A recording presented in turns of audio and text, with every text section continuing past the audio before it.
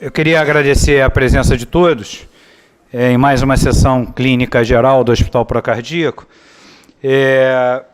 E antes de darmos início à sessão, eu queria fazer aqueles nossos informes de praxe. As sessões que ainda essa semana nós teremos, na sexta-feira, agora dia 27/4, a sessão de nutrição e comportamento. A sessão de nutrição e comportamento vai ter como tema amor possessivo, amor doentio. A coordenação do Dr. Cláudio Domênico, a psicóloga Natália Teles, a nutricionista Jaqueline Farré e a enfermeira Luciana Lima. O palestrante vai ser a psicóloga Sani Nakani. Teremos como debatedores o Dr. Arnaldo Goldberg e o Dr. Davi Tucci, psiquiatras. Ainda na mesma sexta-feira, de 12 às 13h30, a sessão de Sexta Consciência vai estar com o grupo da imagem. E sob o tema de tratamento das lesões hepáticas com radioembolização de microesférias de ítrio 9. A coordenação do Dr. Cláudio Tinoco, apresentadores serão o Dr. Daniel Canaã e Dr. Feliciano Azevedo. E debatedores, doutora Marino, doutor Roberto Gil, doutor Alexandre Paladino, Fernando Meton, Daniel Tabaque e Isabela Palazzo. Bom, a nossa sessão de hoje, ela traz um tema bastante interessante do ponto de vista de contemporaneidade. Quando eu convidei o Evandro para falar, eu sabia que teríamos algumas ponderações que poderiam gerar alguma discussão do mais alto nível, e eu também imaginei que teríamos na plateia um nível de diferenciação bastante intensa em função do tema de hoje. Então, de antemão, eu já queria agradecer a presença de vários colegas ilustres que hoje nos prestigiam na sessão, independente dos nossos debatedores que serão apresentados em seguida, Dr. Luiz Maurino, Dr. Marcos Quinibia, Dr. José Galvão Alves, Dr. Luiz, e os nossos outros colegas que são frequência assídua, Dr. Gerson também, estou vendo ali atrás, que são frequências assíduas na nossa sessão. Dr. Evandro já vem estudando a questão do erro diagnóstico há algum tempo. Quem me conhece sabe que eu gosto muito de falar da questão do overdiagnosis, então isso, de certa forma, há de alguma forma, gerar algum tipo de interação entre o que ele vai apresentar e o que eu também pretendo moderar. A gente espera que um tema como esse suscite um debate, um posicionamento dessa plateia que vai desde muito jovens, de estagiários de medicina, passando por residentes, até uma população médica um pouco mais experiente, presente nessa sala e que, sem dúvida nenhuma, vai poder nos trazer excelentes contribuições. Naturalmente que o tema, quando a gente encontrou aí a questão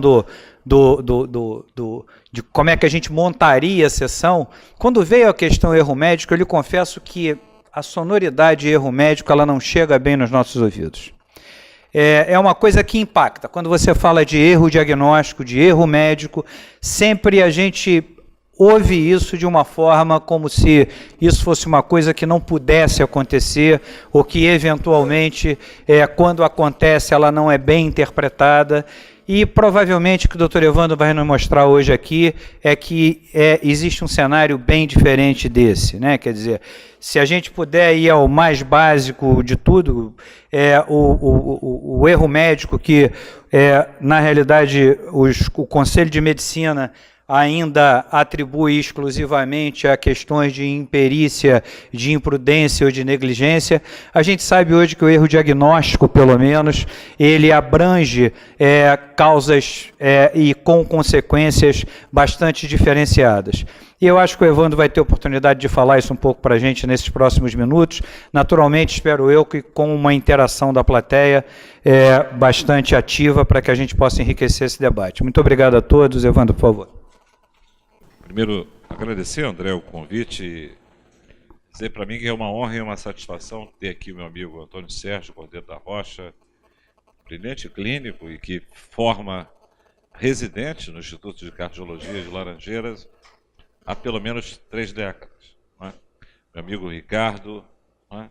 Meu amigo Dani, né? 2 escolas, o professor Carvalho Azevedo e o nosso querido professor Nelson Botelho Reis.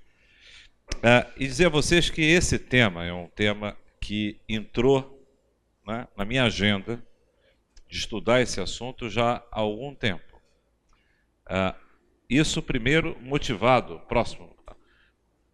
primeiro pela motivação desse documento aqui.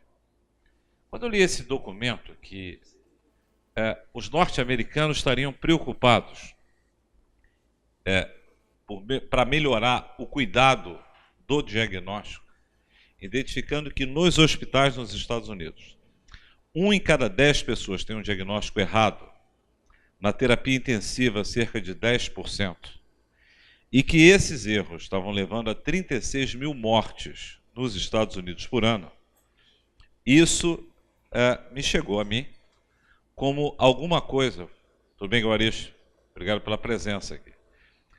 Isso trouxe para mim uma necessidade de uma agenda, não é? Porque a gente, como médico, a gente se acostumou a ter uma série de preconceitos, não é? A nossa profissão era uma profissão basicamente masculina, não é? Feita de cowboys solitários. Meus professores fumaram Hollywood, não é? E até davam, não é? Um cigarro para o paciente, se o paciente pedisse. Me dá umzinho aí. Não é? E a gente viu toda uma mudança rapidamente acontecer na medicina. O problema do erro diagnóstico é uma necessidade de uma agenda de mudança, não é? E essa agenda de mudança, ela precisa acontecer rápido. O que acontecia no procardíaco no século passado em relação à sepsis? A mortalidade do procardíaco não deveria de ser igual a muitos hospitais. Os dados da doutora Flávia, não é, publicado no ano passado no Lancet, mostra que 50% dos pacientes internados em UTI morrem por sepsis. Uma das causas importantes, erro do diagnóstico. Retardo em começar água e antibiótico. Então, o primeiro conceito importante é que erro de diagnóstico, ele deixa simplesmente de ser um erro do diagnóstico, mas pode ser um retardo do diagnóstico. A segunda coisa é que isso tem que deixar de ser um tabu, assim como a gente pergunta hoje sobre sexualidade, espiritualidade nos pacientes. Nós, médicos, temos que conversar abertamente sobre erro de diagnóstico. Essa é uma agenda. Não é uma falha moral errar o diagnóstico. Então, isso é o ponto importante. Essa sociedade, não é? É uma sociedade que está transformando isso. O que é interessante nos norte-americanos? Eles identificam um problema e mudam o problema a partir de quê? Ferramentas. As ferramentas para mudar o diagnóstico não vêm da medicina. Não vêm da medicina. Eles vêm de uma boa medicina, que é voltar ao ensino clínico, mas principalmente estabelecer o quê? Checklist. O que mudou para o procardíaco fazer o diagnóstico e aqui morrer menos do que em todos os hospitais da Rede Américas, no Brasil, em sepsis? Não que nós temos melhores médicos, é porque nós usamos protocolos, temos disciplina mental, utilizamos checklist, para que não haja variabilidade e a chance de um paciente morrer aqui com sepsis ser hoje próximo ao quê? 20%. Então, essa mudança bárbara que a gente tem da medicina de hoje é entender que, sem nós utilizarmos o ensino à beira-leito e combinarmos ferramentas e treinamento médico para enfrentar essa tragédia, a gente vai continuar tendo os resultados que nós temos. Então, o primeiro ponto importante, se vocês visitarem esse site, vocês vão conhecer aulas e vão observar a transformação que os americanos, ao enfrentarem esse problema, está dando a seriedade para isso. Aqui é uma coisa importante, não é? E eu agradeço ao Dani e ao meu amigo Ricardo de estarem promovendo isso no ambiente virtual. E eles criaram um grupo de Zap que discute raciocínio clínico em cardiologia. E aqui a foto onde o Dani continua fazendo brilhantemente lá com o Ricardo e todos os treinados lá, em ausculta coletiva. Mas o que é interessante é que o Procardigo esse ano, Guaristo, vai caminhar para os seus 60 anos. O Pro nasce na Santa Lúcia e tem um período, Sabino, mágico, que ele conviveu aqui, não foi isso, Chico? Cadê o Francisco? Né? Teve aqui no antigo Hospital dos Radialistas? O início. O início foi na Radialista, Santa Lúcia e veio para cá. O Instituto de Cardiologia. Então isso aqui tem uma conexão e o André faz questão de estar sempre apoiando os residentes que quiserem rodar aqui, principalmente as sessões integradas, não é isso, Afonso? Dirson, né? Então nós vamos rapidamente aqui trazer uma discussão sobre o problema, o raciocínio médico, como os médicos pensam. Uma coisa interessante sobre zebras, macacos, unicórnios e camaleões, como as doenças são conhecidas hoje, né? Como é que o blog Raciocínio Clínico, esse é um blog fantástico, feito por alunos de Londrina. Você conhece ele, né, Laila? Esse blog, ele é muito interessante. E ele usa uma linguagem do jovem, que é o quê? Uma linguagem com game, com gamificação, com histórias, com narrativa para ensinar o método clínico. Bem, então esse aqui é um caso que eu trouxe aqui para discutir. Esse é um homem de 72 anos, hipertenso e diabético, com uma dor no peito. Iniciou uma dor no peito, 4 cruzes em 10. Essa dor irradiava para o dorso, eletro normal, troponina normal, era um dislipidêmico hipertenso e tinha já colocado 2 stents previamente, sabe, André? Não teve infarto, mas tinha 2 stents. Tinha a sua pressão arterial adequada, a frequência cardíaca é 80, não é? E esse paciente, alguém que viu esse paciente, não é? Porque às vezes existe um momento que você está ali, alguém pensou em fazer uma angio-TC. E essa angio-TC, ela foi sem evidência de dissecção. Foi um raciocínio. Né? Pensou, achou tudo normal, a dor ia para dorso. E aí a primeira questão, né? Qual é a próxima etapa? Né? E aí eu vou começar com... Dani, o que você faria com uma próxima etapa com esse homem, com esse caso aqui? Com irradiação para o dor, eu pensaria, eu acho que a dissecção de aorta seria uma hipótese muito boa, a angio-TC seria uma excelente opção, mas a angio-TC não se manifestou. A angio-TC foi normal. Qual o próximo passo que você teria? Depois da angio-TC, né? Você caminharia para fazer a angio-TC coronária, faria um esforço, porque você às vezes precisa injetar mais contraste para ter a opacificação da coronária. Você pararia tudo, mandaria esse camarada para casa? Eu pensaria em doença coronária, e das opções que você coloca aí, eu acho que talvez a cintilografia miocárdica pudesse ser o ideal. Ricardo, pensaria diferente? Eu não tenho dúvida que esse doente tem doença coronária. Se você tem um TC normal, afastou doença da aorta, um doente diabético hipertenso, dislipêmico, tem alguma coisa escondida aí, tem doença coronária aí. Então acho que o acintilo estaria indicado, um eco de estresse também não estaria errado. Talvez se ele tivesse até a afinidade de fazer uma caminhada, um teste de esforço também não estaria errado. Agora, ele podia fazer tudo. Pois... Você faria o quê? Tem tudo ali, né? Porque o Procardigo tem uma Disneylândia de exame. A gente tem essa vantagem. A gente pode escolher qualquer coisa. Não é? Você faria... Acho que é um cintilo. Cintilo. Antônio? Eu acho que faltou um item. Eu acho que teriam 6 aí. Poderia ter poderia ter coronariografia. Mesmo porque, pelo que você falou, ele já tem uma história de doença coronária, já tem um stent.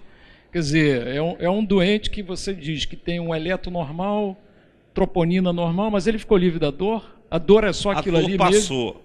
A dor deu uma aliviada e passou. Você faria o quê? Olha só, eu esperaria. Esperaria, não faria nada. Eu esperaria, não faria nada. Não mandaria para casa, não. Eu colocaria observação. Sim, e aí veria para onde a gente vai. Próximo passo. Eu acho que ele tá medicado. Sim, tá com 80 de frequência. Com boa função eco normal. Olha, porque você não colocou que o eco estava normal. Normal. Faltou normal. o eco. Não, eco tem normal. ali o eco de esforço. Eco normal. eco de esforço. Eu acho que a gente poderia submetê-lo a qualquer um desses testes aí para ver função dele. Sabino se tá rindo, né, funcionalmente Sabino? ele tem isquemia ou não. Para explicar a dor. Galvão. Bem, eu acho que os cardiologistas falaram o que poderia ser feito, né? O exame clínico dele é normal. Normal. Fora da área cardiológica, quer dizer, excetuando a aorta e doenças coronárias, eu acho que é muito pouco provável que essa doença seja de outra etiologia. Sim. Tá? Embora sendo um diabético e tendo dor referida no dorso, a gente tem que pensar nas complicações mais comuns do paciente diabético em gastroenterologia. Só para pensar. Pensaria em quê? Numa eventual cólica biliar. Uma cólica biliar. Sendo referida posteriormente. Tá. Uma pancreatite aguda. Tá certo. Doenças que podem simular Tá bom. doença coronária. Ok. Só para... André. O Evandro quer abrir a polêmica em relação a gente falar um pouquinho da probabilidade clínica que esse paciente pode ter e onde é que a gente pode andar daí para frente. Eu acho que sempre que a gente se propõe a fazer um diagnóstico, é lógico que a gente traz conosco não só a experiência que a gente vivenciou, o local onde a gente está atendendo esse paciente. Isso. Tem uma frase que eu acho muito boa que diz o seguinte: a cabeça pensa aonde os pés pisam. Boa. Porque, na realidade, se o mesmo doente ele chega no consultório ou ele chega na emergência e conta a mesma história, o médico tem uma abordagem diferente, por ele estar no consultório ou por ele estar dentro da unidade de emergência. Então, eu acho essa frase ótima. Eu também. Os pés... Vou copiar. Pode?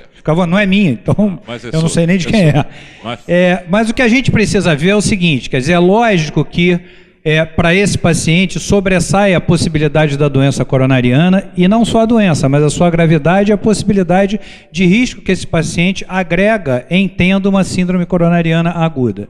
Mas a gente também não pode esquecer que existe uma outra gama de diagnósticos diferenciais. Já se falou da aorta, que já foi afastada, o Galvão levantou a possibilidade da doença biliar. Eu chamo ainda a atenção que o paciente nessa idade certamente deve ter algum tipo de doença de refluxo. Sim. Eu chamo a atenção que ele provavelmente tem uma osteopatia dorsal. Sim. E que são muito frequentes e que seguramente esse paciente fazendo uma cintilografia miocárdica, ele pode positivar a sua cintilografia miocárdica sem que na realidade tenha síndrome coronariana aguda.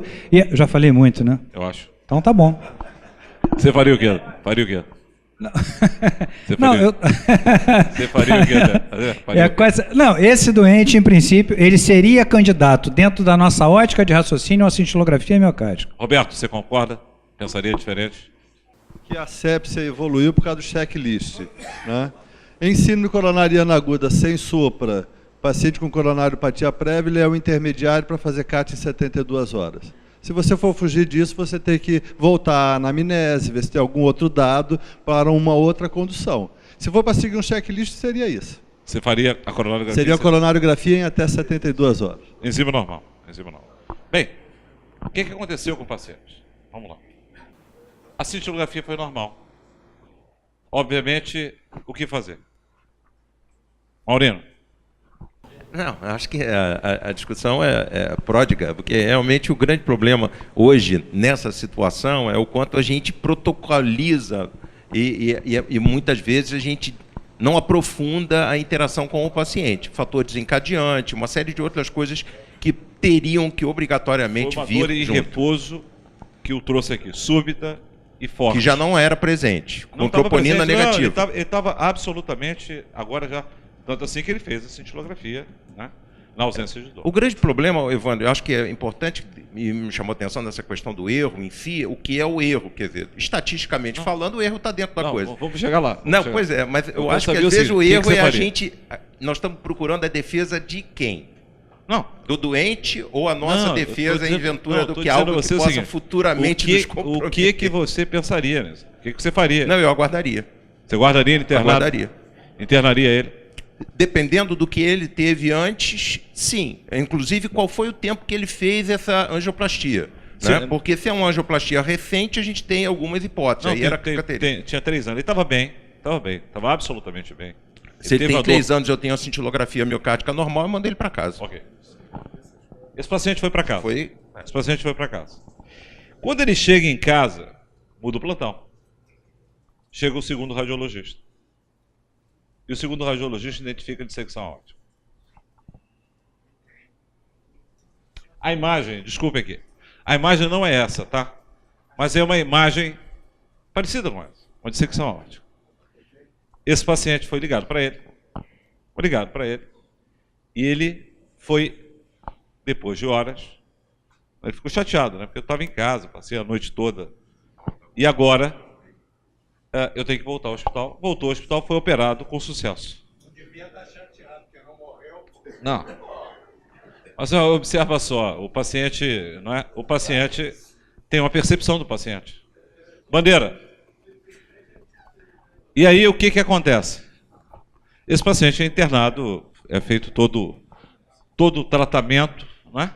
E o paciente retornou para a sua vida sem intercorrência. Mas o que houve de errado aqui? Não é? E aí esse é o ponto importante da nossa discussão. Não é? O que houve de errado aqui? Deve falar? Fala. Mas, muitas vezes, na abordagem do doente, existem certas sutilezas que a gente pega. Por exemplo, um paciente com uma dissecção aórtica, diferença de pulso, diferença de pressão nos membros. Muitas vezes isso não é aferido. Sim. Você está entendendo? Boa observação. Muito provavelmente até não foi. Sim. Mas foi pensado no diagnóstico, né? Vamos ser claro. Quem examinou o paciente, não é isso, Sabino?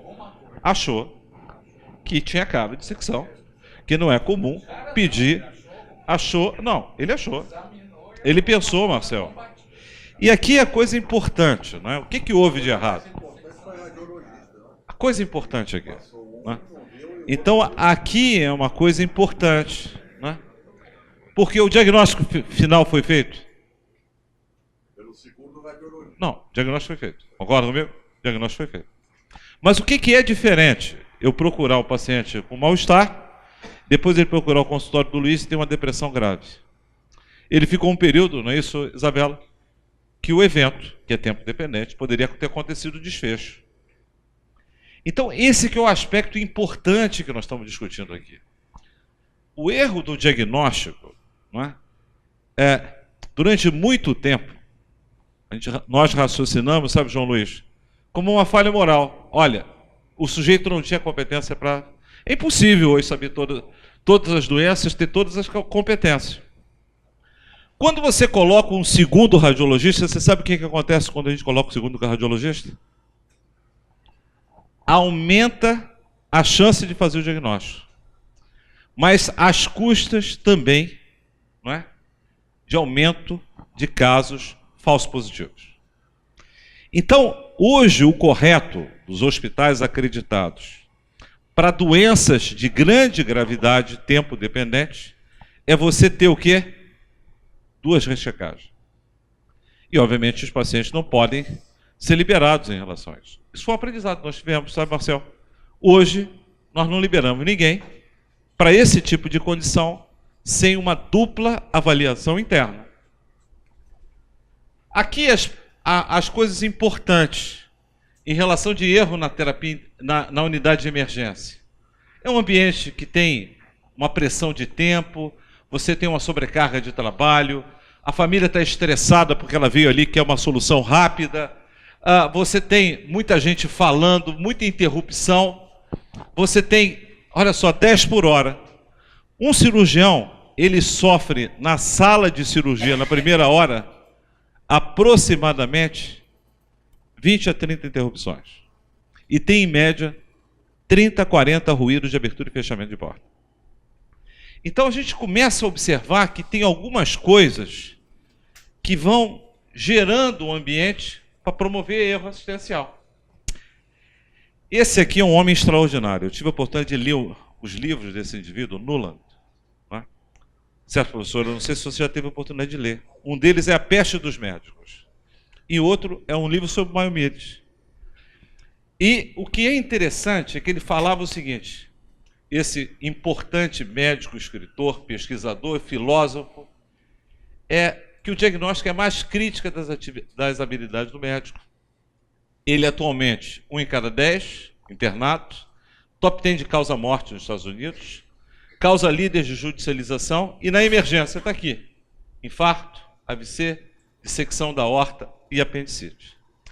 E quando a gente muda a nomenclatura, que é retardo do diagnóstico, sepsis é uma causa importante hoje na emergência da visão mais moderna do erro diagnóstico. Então, aquilo que nós aprendemos no passado sofre agora uma mudança, que a gente começa a falar sobre isso. Isso aqui não é overdiagnosis. Não é isso. Enquanto o overdiagnosis está muito relacionado a screening de pessoas assintomáticas, embora você também possa olhar sobre erro diagnóstico, isso aqui, o que se diz que é erro diagnóstico é o paciente que tem um problema, e ele procura o médico. E se esse diagnóstico foi perdido, ou porque houve passado para ele uma informação e era outro diagnóstico, ou foi feito tardiamente, ou o médico embromou o paciente. O médico embromar o paciente? Porque quando você está com câncer terminal e alguém diz que aquilo é uma coisinha simples, o que acontece? Todo o seu preparo da sua despedida, do seu legado, das suas finanças, dos seus amigos, você deixa de fazer. Então, nessa nova visão centrada no paciente, esse aspecto da comunicação e a clareza da comunicação do diagnóstico e o que se está trabalhando com essa sociedade, sabe, João? Eu posso falar isso, mas é claro que nós temos que tropicalizar, porque essa é uma realidade que vem do hemisfério norte. Mas quando a gente está falando isso, a Austrália já está treinando dessa maneira. Existe um material muito bacana sobre como treinar residentes, fellows e médicos em erro diagnóstico. E um aspecto importante é como comunicar o diagnóstico. Porque isso envolve uma parte importante, porque essa é a mudança de visão.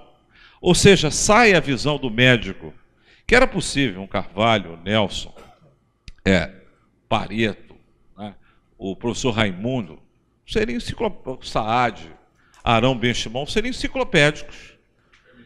Clementino. Por quê? Porque tinha pouca variabilidade. Já vou passar para você, André. Só 2 minutos só. Só para colocar esse quadro aqui para ouvir o seu comentário. Né? Então, aqui está o processo diagnóstico. Então, a gente está tirando a visão de um diagnóstico é uma coisa feita por médico, e nós estamos dizendo que o diagnóstico agora é um processo, que é ouvir a enfermeira, o fisioterapeuta, o fono que o paciente está engasgando, pode ser uma broncoaspiração. Então, hoje, a responsabilidade do diagnóstico é médica. Percebem isso? O médico é o líder do processo diagnóstico. Ele tem essa responsabilidade. Mas o que muda? É que existem variáveis do paciente, como a doença é percebida, descrita, esse inferno chamado comorbidade, e doenças raras. Nós temos hoje, aproximadamente, 200 novas doenças que aparecem no ano. A gente passa a ter variáveis do médico, que é conhecimento, experiência, acesso à informação do paciente, habilidade no raciocínio, estresse, distração, saúde mental, trabalho em time, burnout, tudo isso influencia na capacidade de reconhecer as coisas.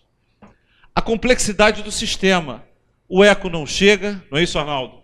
E se você não olha e faz um novo exame, você não tem essa informação, não é? A barreira da comunicação entre as pessoas, o paciente idoso, o paciente demenciado, a pressão por produção, acesso a outros especialistas, o nosso modelo de treinamento, os serviços de laboratório, meu amigo Bruce, muda a troponina, muda o BNP, a cultura organizacional. Ou seja, por que é importante o Procardíaco caminhar para isso? Que a gente quer se tornar uma instituição de alta confiabilidade. Uma das coisas importantes é que o erro numa instituição acadêmica não universitária como a nossa, ela tem que ser algo que a gente discuta e envolva todo mundo na discussão para melhorar os processos. E, obviamente, o paciente tem que saber e perguntar no final da sua consulta, ou ao longo da sua consulta, o que eu tenho. O que eu posso trazer para o senhor para ajudá-lo, doutor Maurino? Esse saco de exame ajuda o senhor? Está aqui o saco de exame. Não é? Ou seja, aquele conjunto de informações prévias, o paciente tem que colaborar trazendo essas informações. A xerox do prontuário, enquanto a gente não tem um sistema único. E cada vez mais, as notas pessoais do paciente, e sua agenda e a sua biografia, ela é crítica para se fazer o diagnóstico. E, obviamente, o paciente e a família e o cuidador são chaves do processo diagnóstico. Quantas 5 vezes a gente fez o diagnóstico ouvindo o cuidador? André, agora um comentário seu. Eu queria pegar um slide teu anterior, quando você fala do erro diagnóstico e do overdiagnosis. E, na verdade, me parece, quer dizer, que tenha muita ligação, sim, porque, na realidade, eu vejo o overdiagnosis como um erro diagnóstico. Eu acho que as coisas, quando a gente pensa em erro diagnóstico, a gente pode errar para menos ou errar para mais.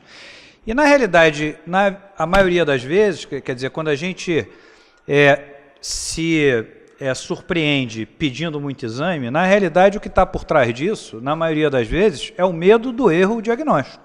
É isso que a gente carrega quando a gente enche o paciente de pedidos de exame, é na tentativa, a mais nobre delas, porque existem outras, a mais nobre delas, no sentido de reduzir esse erro. O problema é que a gente tem um grande efeito colateral.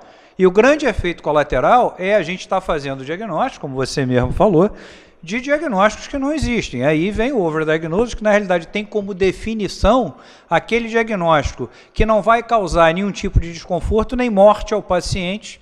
Então, isso não necessita de nenhum tipo de intervenção. É lógico que até quando a gente deve evoluir, depende muito de quanto risco está querendo se correr. É preciso que a gente entenda, eu trabalhei em emergência, Evandro trabalhou, trabalhei com o Evandro muito tempo na emergência, a gente não trabalha com risco zero nunca. A gente precisa entender o quanto a gente quer reduzir esse risco. E a partir de que momento a busca dessa redução pode estar levando a mais harm, a mais dano do que benefício ao paciente. Aqui, na verdade, a gente inverte a balança do bom diagnóstico e aí a gente vai para o overdiagnosis, que é tão ou mais maléfico do que o erro diagnóstico para sub. Porque a gente está promovendo uma série de intervenções provocando uma consciência de doença no paciente, a questão do custo, a questão do dano físico. Então, é preciso que a gente entenda, quer dizer, que a gente também erra para mais. E avaliar o quanto a gente está disposto ou não está disposto a errar, entra aqui um capítulo que a professora Mirellen, que está aqui, a quem eu agradeço imensamente a presença e ter aceito o nosso convite, é uma expert, ela estuda a decisão compartilhada e tem uma experiência com a formação na McMaster em Harvard. Eu acho que esse momento é que chega a hora da gente colocar o paciente dentro da tomada de decisão. É absolutamente fundamental que esse jogo exista. Por quê? Porque aí a gente vai saber, quando a gente tem, como diz Evandro, a Disneylândia dos exames, a gente precisa entender que os custos e os danos estão na caneta do doutor. 80% deles. Então, se a gente não entender isso, a gente vai continuar propiciando esse tipo de modelo. Então, o que eu queria trazer é que em algum momento o Evandro vai passear nisso, e eu queria ouvir a opinião da Mirellen mais à frente também, por favor, como é que esse modelo da decisão compartilhada, ele pode efetivamente fazer com que, ainda que o erro diagnóstico exista, ainda que ele exista, a gente possa efetivamente estar dentro de uma relação de compartilhamento de decisão que seja benéfica ao paciente e, de certa forma, o tire do risco do dano da intervenção desnecessária. Bem, André, eu achei muito interessante essa discussão, e essa discussão é a discussão hoje daqueles que trabalham com cultura de segurança. Se preferiu tirar o overdiagnosis, né, que é uma coisa que vem sendo tratada pelo Schulze e Weisling, e obviamente a gente tem cada vez mais que ter uma racionalidade. Mas aqui a grande discussão é justamente sobre o erro, não é? É fugir um pouco do rastreamento, embora o rastreamento em quem precisasse e foi atrasado, ele entra aqui em erro diagnóstico, mas a gente aqui evita estudar o overdiagnose nesse contexto, porque esse é um problema super complexo, não é? E que ele está sendo tratado dessa maneira, não é? Mas eu concordo com você que existe uma conexão. Não é? Eu sei, mas assim, mesmo que o doente ele tenha algum tipo de sintoma, sim, o seu paciente que você nos apresentou aqui, ele é um paciente que, teoricamente, ele, no fluxo que ele desenhou, ele é um paciente de erro, em princípio, do sistema. Sim. Ele é um erro do sistema. Deixa eu só dizer a você. É que, na realidade, o erro diagnóstico, ele é complexo, a sua definição. Então, quando você pega um paciente e você deixa de fazer o diagnóstico, mas um outro radiologista ali naquele momento, ele recupera essa informação, a gente chama isso de um erro diagnóstico de sistema, ou processual. Mas quando você libera o paciente, isso aqui passa a ser um erro para um problema cognitivo. Percebe isso? Porque o paciente ficou sujeito ao outcome.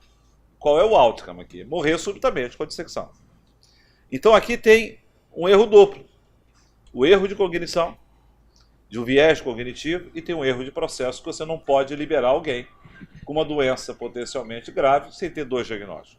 Percebam isso, como isso é importante. Mas pela primeira vez a gente começa a discutir isso. Bem, então vamos lá. Que o assunto é interessante e demorou algum tempo para que eu pudesse entender isso. Estou estudando há um ano, para poder hoje me aventurar, poder falar a vocês, olha, esse é um desafio. Então, observe que isso aqui é uma maldade, né? Você tem a OMS diz que tem 12.420 doenças no CID. Na prática, já tem mais de 40 mil. O último CID, não é? Já tem mais de quase uma década. E nós temos 200 novas doenças por ano. E qual é a maldade dos pacientes? É que o corpo humano, ele não se recicla. Ele só tem cerca de 250 sinais e sintomas para explicar tudo. Então, é muito difícil aquilo que é... Eu comecei a estudar fadiga. Eu estou no quinto questionário para entender fadiga. Tudo bem, Cláudio? E a fadiga é algo extremamente complexo. E hoje a fadiga tem doença mental, doença musculoesquelética, doença relacionada a processos energéticos do paciente. Ou seja, os sintomas, eles infelizmente, eles são muito pouco confiáveis, como a gente achava no passado. E por isso é a complexidade quando você arruma isso aqui. Agora, quais são os desafios? Isso aqui é uma coisa importante que a gente tem que restabelecer com os nossos residentes. O ensino à beira-leito. Essa é, em 2018, a maior ferramenta contra o erro diagnóstico. Colher a história e o exame físico. Essa coisa. E aí o Dani e o Ricardo estão absolutamente parabéns no trabalho que eles vêm chamando a atenção disso. E aqui, quando o Fernando Rangel, que é absolutamente uma pessoa que treina os nossos residentes com essa ferramenta. Alexandre Ciliano, você está aí atrás? Não chegou não, né? O Alexandre ia ficar de vir aqui nessa sessão para discutir isso sob a ótica do doente, do paciente cirúrgico.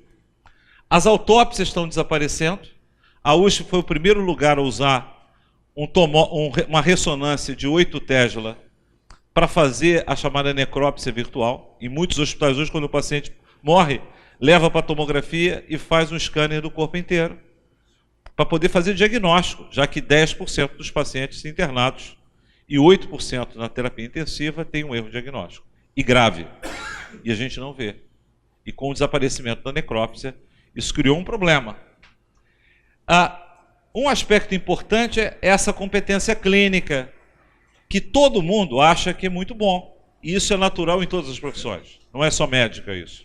Esse é um aprendizado novo em relação a isso. Temos dificuldade em falar sobre isso e estudamos pouco o raciocínio clínico. Então, o primeiro cara que me ensinou sobre essa visão de raciocínio clínico em cardiologia foi o meu professor Pareto, quando ele me ensinou a seguir essa trilha aqui.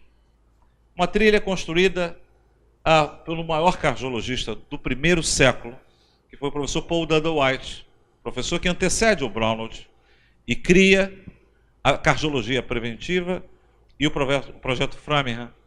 E ele criou uma nomenclatura que a gente usa até hoje, que é a classe funcional da New York Heart Association. E ele aprendeu a conectar fisiopatologia, manifestações clínicas, patogênese de doença e diagnóstico. Através de quê? De um método dos 5 dedos. A história, 70% do diagnóstico de cardio, exame físico dá aproximadamente próximo a 15%, 5% no raio-x, 5% no eletro e 5% nos outros exames.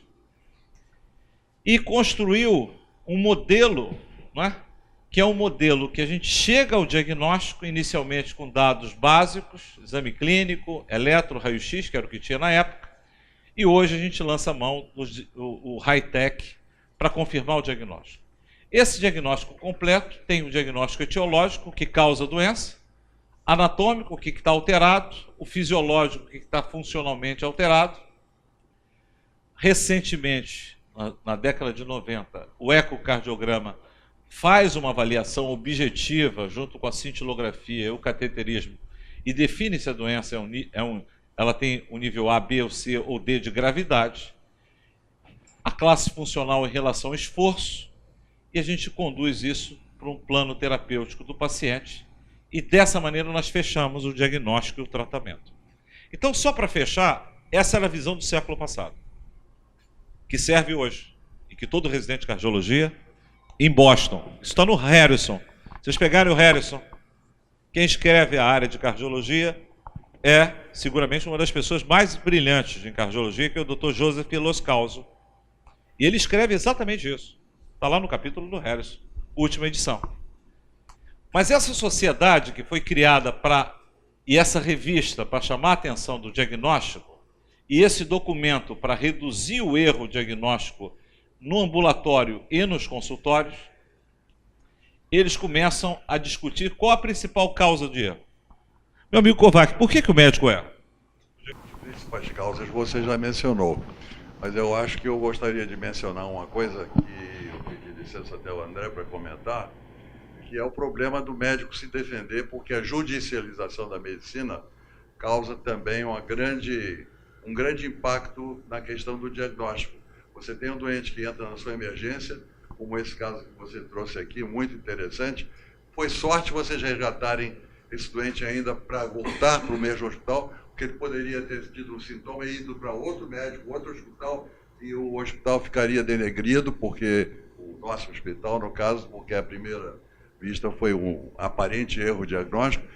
A segunda causa que eu acho importante, que é essa questão da judicialização, causar no médico uma série de atitudes defensivas.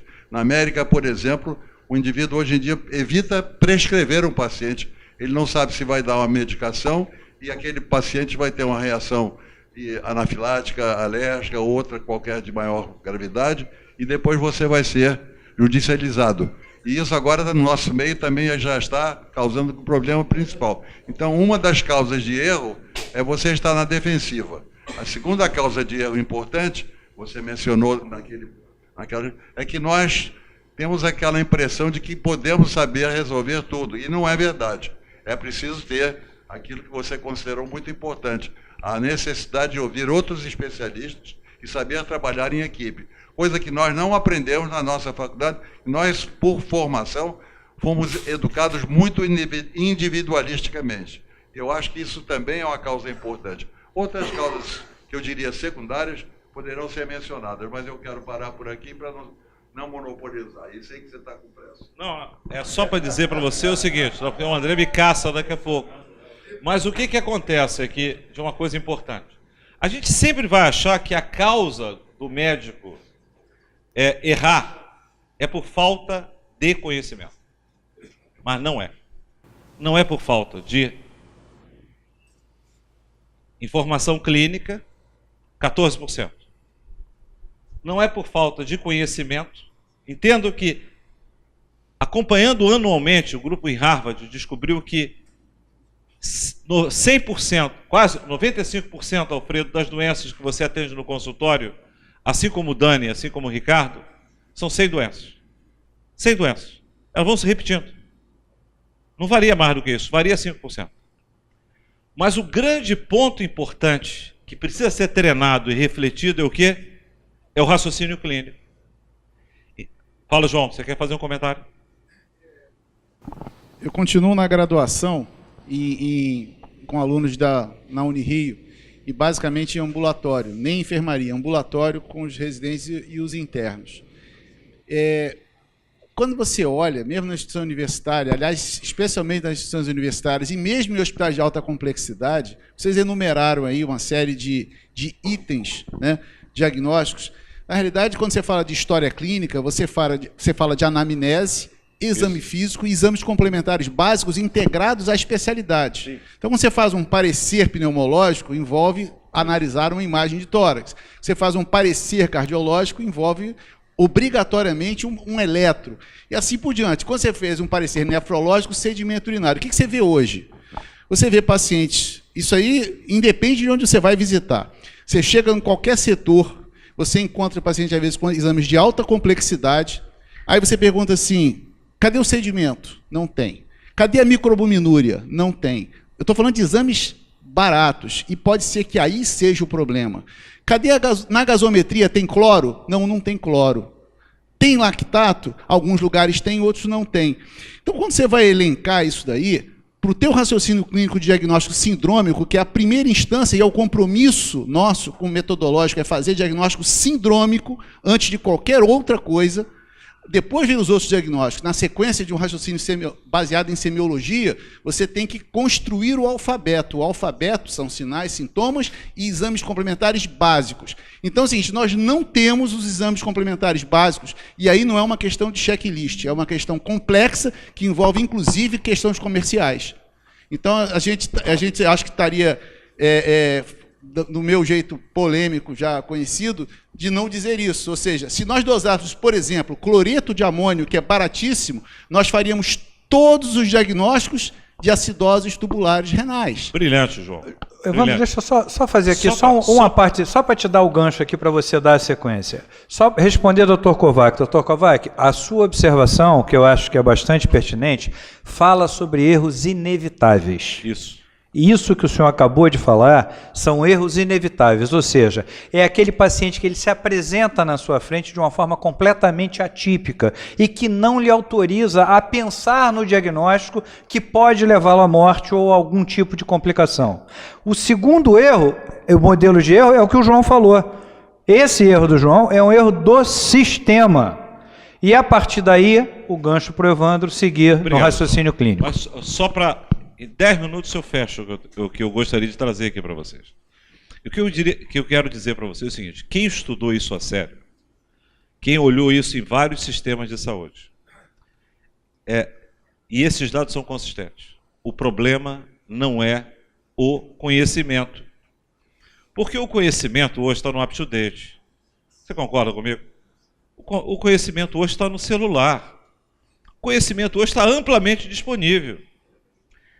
Isso aqui é obrigação, né? História, exame clínico do paciente. Só que a gente não sabia que o médico pensava de uma maneira completamente diferente de outras pessoas. Quando o paciente chega para a gente, a primeira coisa que o médico pensa é o diagnóstico. Ele já olha o paciente, ele começa a falar, já tem o diagnóstico na cabeça. A gente anda no automático. E só 10% a gente usa um sistema chamado Sistema 2. Toda essa visão que emerge da sociedade norte-americana, Colégio Imperial Inglês, Austrália, Nova Zelândia, França, Alemanha, todo mundo está querendo combater essa tragédia, que são pessoas internadas e ditas e tratadas por um diagnóstico equivocado. Bem, e aí esse camarada e outros indivíduos, né? E o Kahneman, Daniel Kahneman, que é prêmio Nobel de Economia, que criou aquela visão da cauda curta, cauda longa.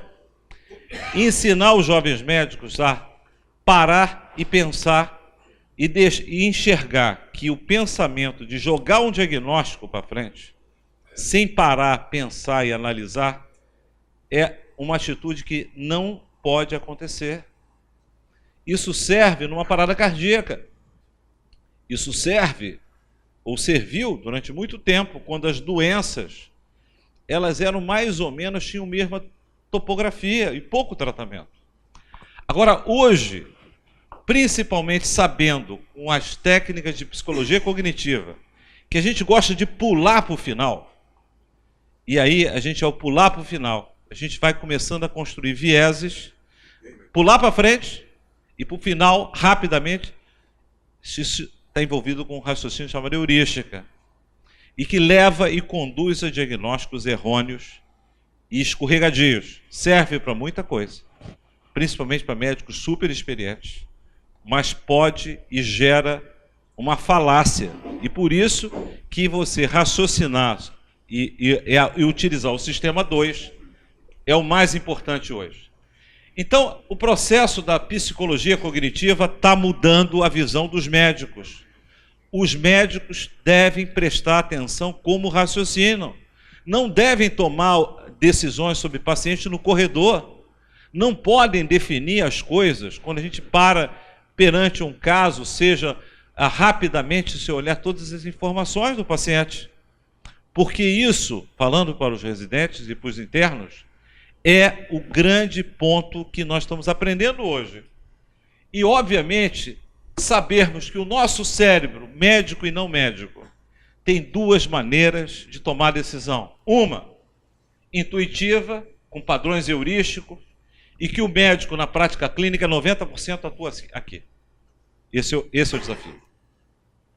E uma forma analítica, lenta, e que exige uma disciplina mental, que envolve pegar todos os exames e olhar com atenção, e não dar piruada no corredor. E por isso que Heart Team, tomadas de decisões compartilhadas, por isso que tumor board, por isso que time de AVC, por isso que cardiorreumatologia, não é isso, professora? Você que veio de Boston. Não se toma decisão das pessoas, da vida das pessoas, com astrologia. E nós tomamos decisões muito rápidas, e sem saber o que aconteceu com o exame, sem saber se o exame foi revisto e visto. E o que acontece? Então, toda essa decodificação do pensamento médico e introduzir no médico uma visão sobre pensamento crítico, sabe, Carlos? Não dá para a gente rapidamente dizer, tem que botar 2 stents aqui. Ninguém chega para o Carlos Peixoto e fala, dá para botar 2 stents? Não, ele vai examinar, não é isso, Carlos? Você não vai examinar, ouvir a história, ver se o sujeito testou e fez os exercícios, completou todas as formas de tratamento. Então, esse quadro, não é? Que o cérebro humano, médico e não médico, e que, obviamente, educação, experiência, pensamento crítico e o ensino à beira de leito, não é? Que vocês têm trazido no grupo de vocês, tem todo sentido hoje. E os erros diagnósticos, eles não acontecem porque os médicos são ruins. Eles acontecem porque nós não criamos sistemas para bloquear que escape. Hoje, não pode sair um eco, uma medicina nuclear, uma ressonância, uma tomografia, de um AVC, do infarto, de uma dor torácica, de uma suspeita de oclusão mesentérica, se a gente ter essas informações por 2 pessoas. E isso passa a ser crítico nessa cruzada da cultura da segurança. Então, quando os americanos passam a reensinar nas escolas o chamado raciocínio clínico, e a pior tragédia hoje é o tratamento, porque existe um raciocínio clínico guiado a tratamento, isso é pior ainda, porque as pessoas não ouvem os farmacêuticos clínicos, não conversam sobre a reconciliação medicamentosa, E nesse livro está cheio de paciente que dentro do hospital ganhou bisoprolol, chegou em casa, passou a tomar carvedilol e chega batendo a 40 nas emergências nos Estados Unidos. Que toma 2 colírios para o seu glaucoma, e quando na realidade o médico simplesmente esqueceu de olhar o saco tem o saco de exame e o saco de remédio. Então, hoje, o ponto central é que a complexidade envolve uma mudança do ponto de vista de organização.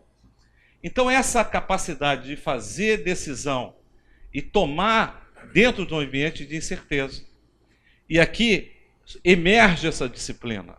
Então, hoje, essa disciplina é fundamental no residente, na pós-graduando, em todas as áreas, que é o quê? O raciocínio clínico, como o médico pensa, como o médico erra e como o médico se porta no ambiente de complexidade e incerteza. E conhecer isso aqui, metacognição. Como é que eu estou hoje para tomar decisão, operar hoje? Conversa com o cirurgião cardíaco, pergunta se ele não é afetado, se ele teve um mau dia. Não é isso, Carlos? Se você vem às 3 da manhã para operar uma dissecção, você tem uma destreza, uma capacidade de raciocínio. Uma noite sem dormir, igual você está alcoolizado. Nós estamos começando a entender a performance médica sobre essa ótica. Então, o diagnóstico errado em 10 a 15%, a forma de pensar parece que atua sobre isso, usar o diagnóstico. Quais são as regras de ouro para errar menos? Primeiro, usam sempre diagnóstico diferencial. Nenhum doente ele não deve ter pelo menos 3 diagnósticos diferenciados. Segundo, checklist. Quem é que está usando o checklist hoje para tudo? Esse indivíduo. Esse homem mudou os erros dentro da sala de cirurgia. Essa é a nova contratação que a United trouxe para o quê? Para a melhoria de performance da cultura de segurança. Esse homem, quando ele estuda e escreve sobre o checklist manifesto, não é isso, meu amigo Guariche? Você sabe qual o impacto que isso teve, não é? E isso está tendo em todas as áreas. Esse é um dos homens que mais estuda o PET sobre sala de emergência. E usando ferramentas que estão sendo usadas na aviação e na NASA, em termos dos aspectos de ambiente de alta confiabilidade. Eu tenho mais 2 slides. Então, qual é a ferramenta que hoje está sendo introduzida no mundo? No mundo. É claro que a gente, quando sonha em jogar igualzinho o Liverpool, ou ter uma performance como tem a medicina, não é? Em alguns lugares, não é que nós não somos melhores médicos do que eles. Esqueçam isso. Por quê? Nós somos tão bons quanto. Mas o modelo e a disciplina e as ferramentas para melhoria assistencial, e esse aqui é uma ferramenta. E aqui, quando o sujeito acaba de avaliar um paciente, ele pergunta: fiz o exame clínico completo, a história para essa condição do paciente? Usei aquilo que o André sempre diz, medicina baseada em evidência. Ele está com um livro ali debaixo do braço que ele veio estudar, que é o livro da JAMA, sobre o ensino e os dados do diagnóstico clínico da história baseada em evidência. E aí eu crio um time-out. Foi compreensivo? A minha hipótese diagnóstica, será que eu estou pulando e me baseando no raciocínio tipo 1? O meu diagnóstico, eu consigo, frente a esses achados, embasar isso? E qual o pior cenário para esse paciente? Esse paciente podia ter dissecção. Nenhum paciente com dissecção hoje, ele pode ir embora sem o quê? Se eu penso em dissecção. Boa prática clínica. Eu não estou dizendo nem que tem 2 olhadas no radiologista. Para muitos, nenhum paciente com dissecção ele pode ir embora só com o exame. Ele tem que ter um segundo exame. Então, o que é importante? Esse modelo, que é um dos ferramentas que a Sociedade de Melhoria do Diagnóstico está propondo, que é depois que você avalia um paciente, você construir um checklist, e vocês criam um checklist, os residentes, para cada um dos ambientes. E tem N dezenas, porque os americanos e gente do mundo inteiro está estudando isso, desde a África A OMS acabou de liberar um livro sobre cuidados primários e erro diagnóstico, que é gravíssimo no ambiente do cuidado primário. Eu gostaria de agradecer a vocês, e era essa a mensagem final para todos. Evandro, obrigado. Senta aqui do meu lado. Queria agora passar a palavra aos nossos debatedores. Queria começar com o Dr. Dani, que eu queria agradecer a presença. Vai chegar aí. Começar com os nossos... A impressão que eu tenho, quer dizer, o clínico, ele pensou em uma dissecção aórtica, que eu acho que, pelo que se apresentava, era talvez o principal diagnóstico mesmo. Aí foi feito um exame de imagem e foi dito a ele que não havia dissecção. Então, eu acho que é nesse momento que o indivíduo que tem aquela percepção clínica, que tem a sua convicção clínica, ele tem que questionar essa informação. Eu acho que isso é muito importante, quer dizer, ele pensou no diagnóstico, fez um diagnóstico correto, teve uma percepção diagnóstica correta, mas ele não teve aquela convicção no seu diagnóstico. E o exame de imagem foi mais importante do que a sua convicção. É isso que eu acho.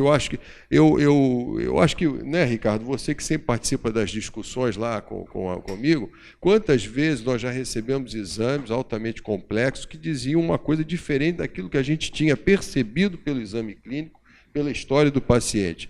E a gente mandava repetir o exame. Foi ou não foi?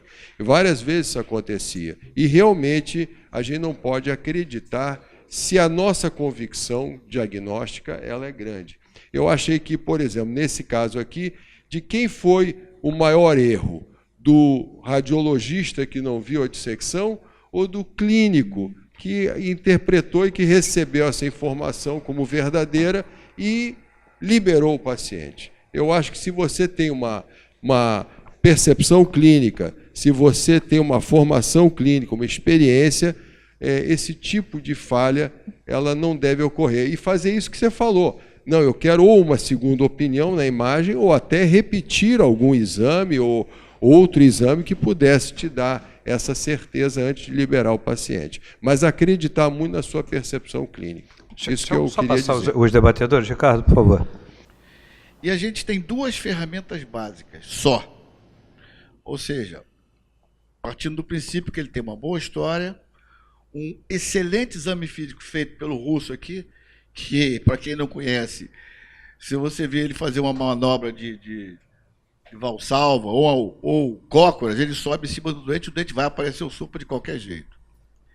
Então, a gente só tem isso: história, exame físico, eletro e raio-x, ponto, e acabou. E dentro dessa discussão, nós fazemos no sentido de diagnósticos diferenciais, depois vamos para a fisiopatologia, e depois vamos para a conduta, de acordo com o que foi pressuposto no diagnóstico.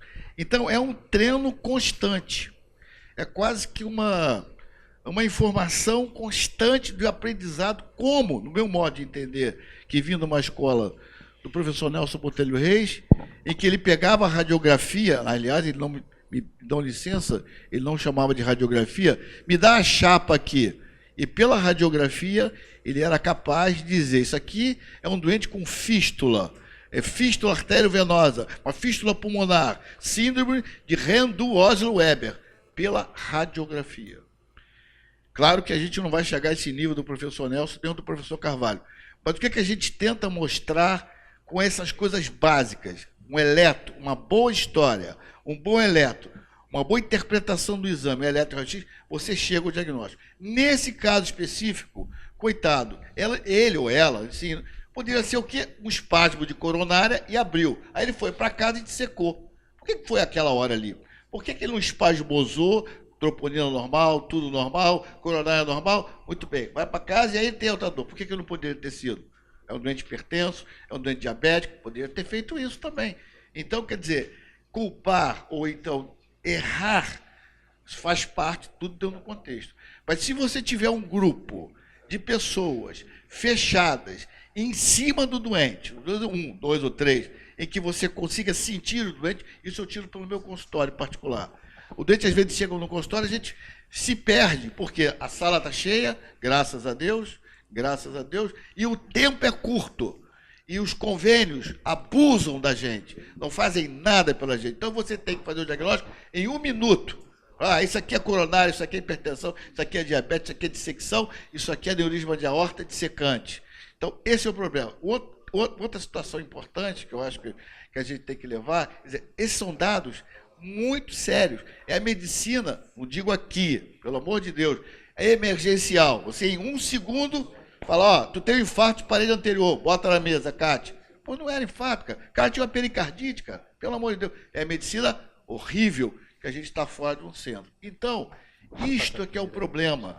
Há necessidade de grupos de pessoas sentar, ouvir, examinar. Esse doente tinha que ficar internado. Com tudo normal, diabético, hipertenso, dislipêmico, não podia ter saído no meu modo de entender. Espera mais um pouco.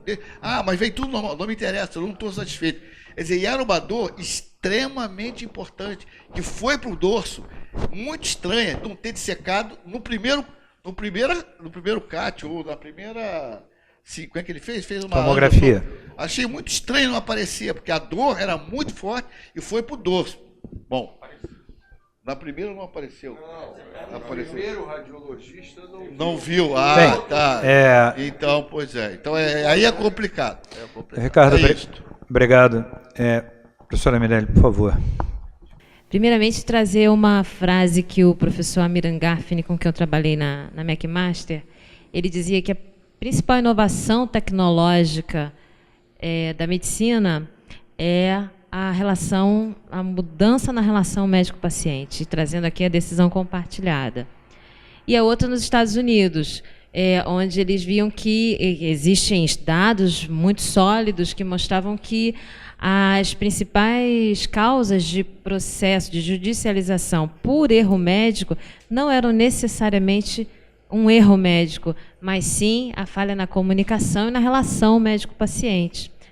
E aí, no caso que é trazido aqui, o paciente retorna ao hospital, sim, felizmente, ele poderia ter, ainda que tendo tido um bom desfecho por conta de ter retornado, isso poderia deflagrar um processo, denegrir a imagem, e assim como o professor aqui já colocou. E não fez isso em razão da relação construída, provavelmente. Uma relação de confiança, uma relação trabalhada, e isso... Então, o desfecho em si foi certamente fundamental, mas junto com ele a construção de uma relação, né? Agora, a decisão compartilhada aqui é compartilhar também incertezas, né? Porque nós, embora nós sejamos treinados, formados para sermos o mais assertivo, a grande verdade é que a medicina ela é muito incerta.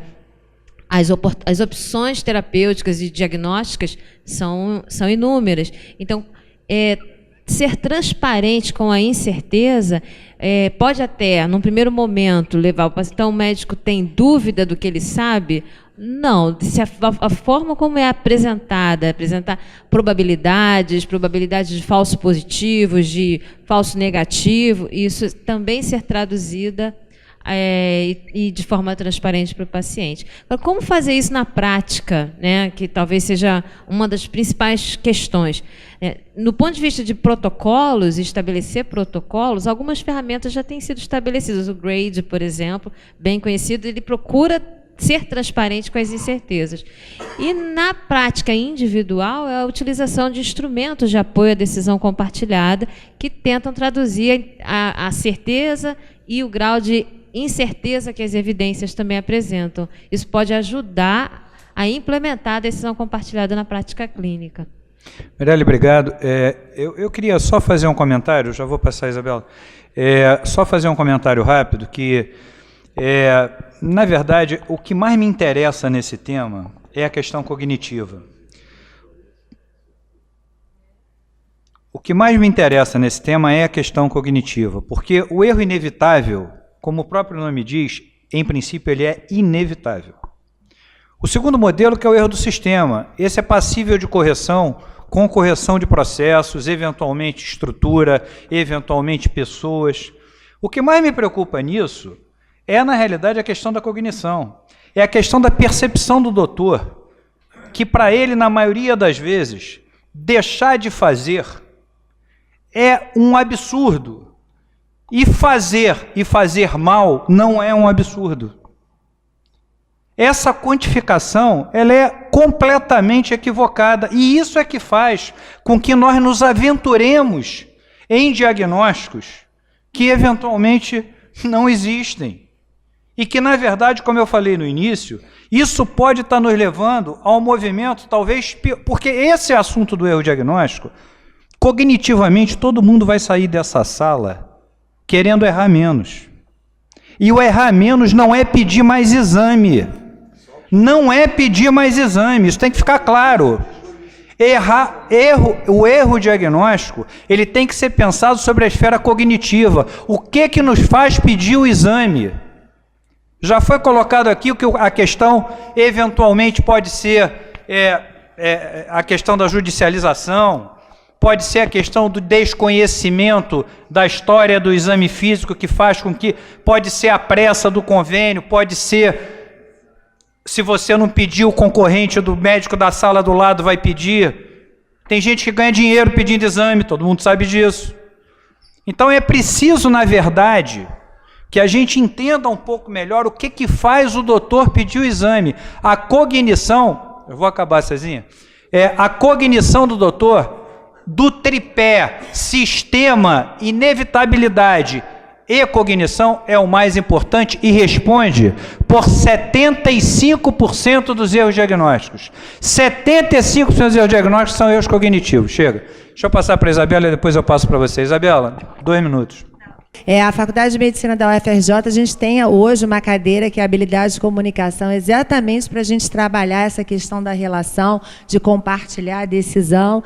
E em relação ao que o Evandro falou rapidamente sobre um dos problemas que eu acho, já que a gente está falando sobre formação médica e rever postura da relação médico-paciente, em relação a erros na sala de emergência, eu gostaria de ressaltar que no Brasil a gente tem, ou pelo menos no Rio de Janeiro, um fator adicional. As faculdades de medicina negligenciam o ensino da emergência médica, os acadêmicos não aprendem isso nos hospitais universitários, naquelas que têm hospitais universitários, eles vão aprender isso como acadêmicos de salas de emergência, onde a gente não tem a menor ideia do tipo de treinamento. E, por outro lado, as nossas salas de emergência de hospitais privados e particulares são povoadas por recém-formados, porque é a porta de entrada no sistema de saúde, ou através de concurso público, ou através dos hospitais particulares, onde a gente deveria ter o profissional mais bem treinado na tomada de decisão, com experiência para compartilhar decisões da limitação, que o desafio diagnóstico é a limitação das incertezas e o quanto a gente está arriscando ou errar, né? A gente tem os profissionais com menor tempo de experiência, sem nenhum treinamento específico para atuar numa sala de emergência. Mauriano. Mas sempre lembrar que o erro está intrínseco na nossa atividade. Nós, quando adotamos a medicina baseada em evidência, nós tiramos como parâmetro um erro de 5%. Todas as condutas ou as intervenções consagradas estabelecem como 5% um corte no qual, abaixo disso, quer dizer, a sua chance abaixo de 5%, ou seja, até 5%, ou seja, a cada 100 pacientes que você receber, 5 você deixou escapar o diagnóstico ou tomou alguma atitude equivocada, que é o chamado risco residual. Então a gente trabalha com isso e a gente vê o quanto a gente é tolerante nisso. Porque ninguém chega no aeroporto, recebe a informação que o avião tem chance de 5% de cair e embarca. Ninguém embarca nisso. Então a gente vive dentro de uma perspectiva de estabelecer isso. O problema do outro lado, como você colocou, né, é cair na necessidade de mais e mais exames com uma tentativa de garantir uma segurança maior para si e não para o dadiente em si. Então o modelo House de medicina, que é alencar um quadro negro cheio de exames, e que qualquer um de nós que assistiu alguns episódios daquilo, que a gente se diverte em verificar a quantidade de erros nas tentativas e erros que ele vai, e com intervenções extremamente agressivas e abruptas.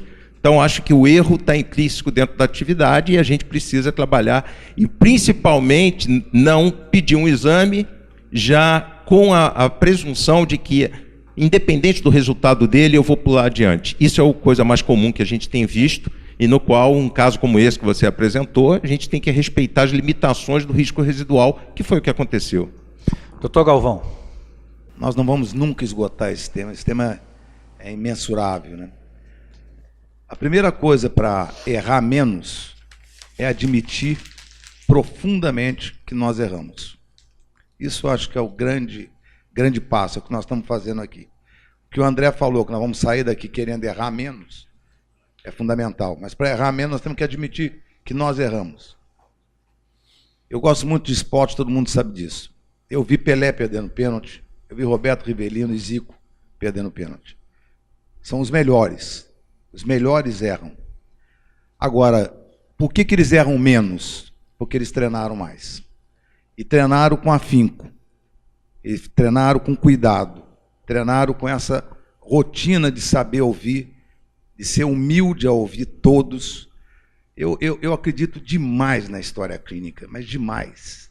A história clínica é algo que demoraram séculos para desenvolver, séculos e séculos.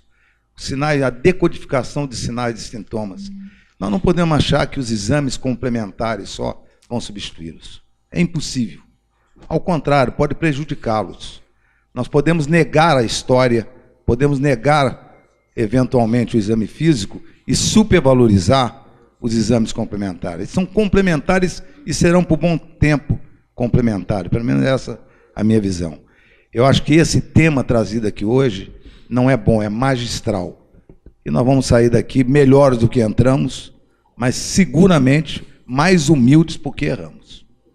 Obrigado, Galvão. Eu queria passar ao doutor Evandro, então, para que nos próximos 1 minuto e 30 segundos ele possa finalizar. Bem, vou dizer a vocês o que eu aprendi em relação a isso.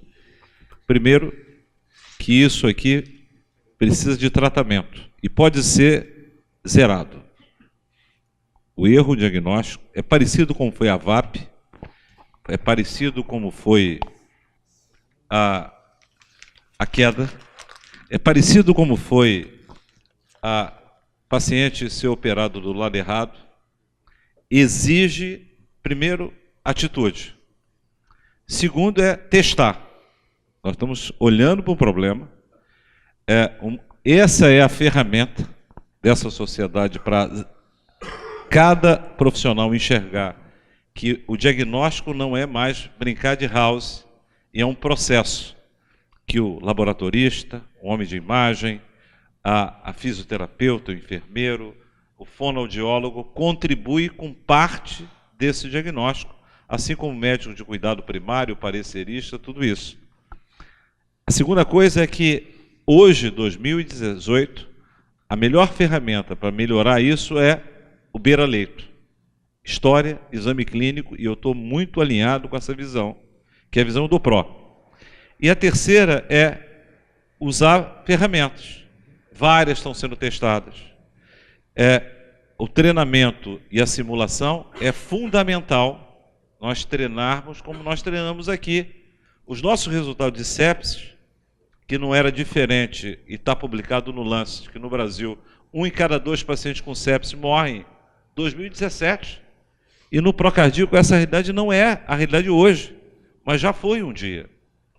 Ou seja, reconhecer precocemente, pensar no sistema 2 e olharmos que nós temos um desafio dessas próximas décadas, é que nós olharmos um ambiente mais complexo e nós caminharmos para arranjarmos soluções. Muito obrigado, foi uma honra. Obrigado. Queria agradecer ao doutor Evandro, os debatedores, nossos convidados. Muito obrigado a todos. Quarta-feira estamos aqui.